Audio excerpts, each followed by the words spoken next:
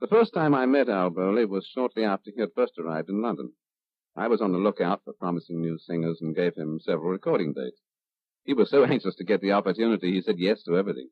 And it was some time before I discovered he was singing in too high a key for his best tones.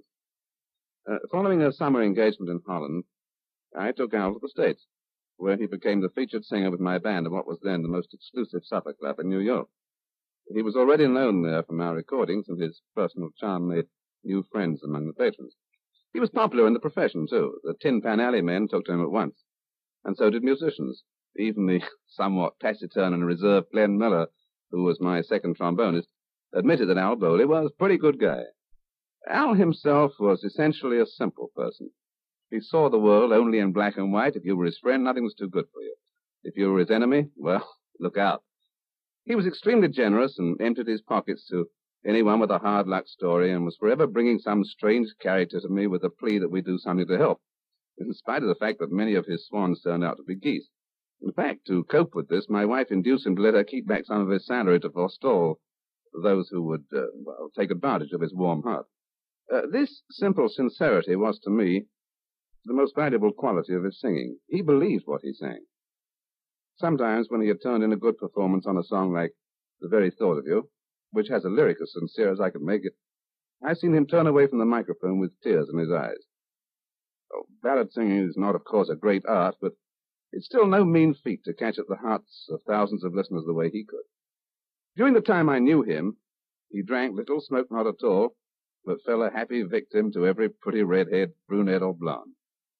Although neither very young nor very handsome, he exerted a fascination on the fair sex, which I found almost frightening. I took him on tour from the Canadian border down to the deep south, and he left a trail of broken hearts all the way. Not that he was a cynical, sophisticated Don Juan. He believed every romance while it lasted, which might be 24 hours or a month. He was a faithful letter writer for a while, then forgot the girl's name. I wouldn't like you to think that Al was just a ladies' man. Far from it. He was extremely masculine, almost aggressively so. A competitive sport, for instance, raised him to the highest pitch of excitement. Whenever we could in New York, we'd dine at Jack Dempsey's restaurant and then cross the street to Madison Square Garden to see the ice hockey. Usually another fellow and myself would sit either side of Al to hold him down when the referees made a poor decision. Otherwise, he'd be up, blue veins bulging out of his face and starting to get out on the ice to tear referees and players limb from limb. I remember at Dempsey's restaurant one night, two intoxicated barflies were causing a lot of trouble.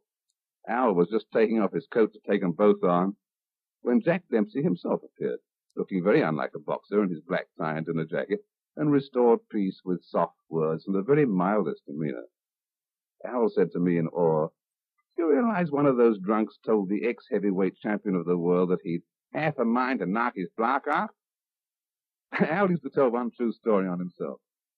One evening in his hotel suite, while dressing to go to work, he broke his braces. In a violent hurry, as usual, he phoned the head porter and said, "Send around right away for a pair of braces."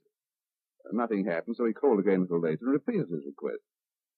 In a few minutes, there was a knock at the door, and there stood a bewildered carpenter with a brace and bit in each hand, saying, "Look, mister, I don't know what you want with these things, but if you're going to do anything to the hotel furniture, then you better let me do it."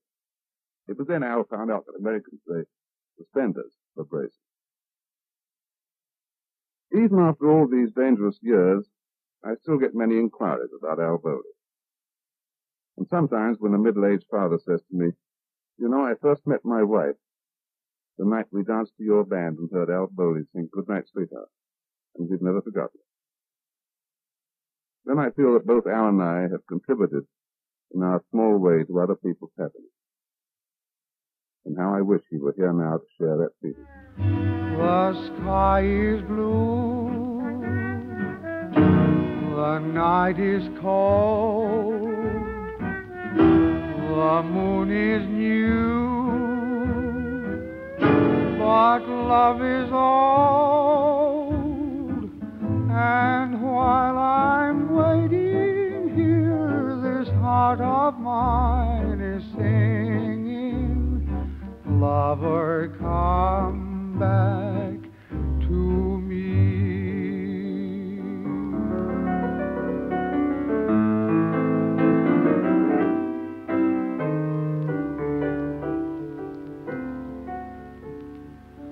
Lover, your car.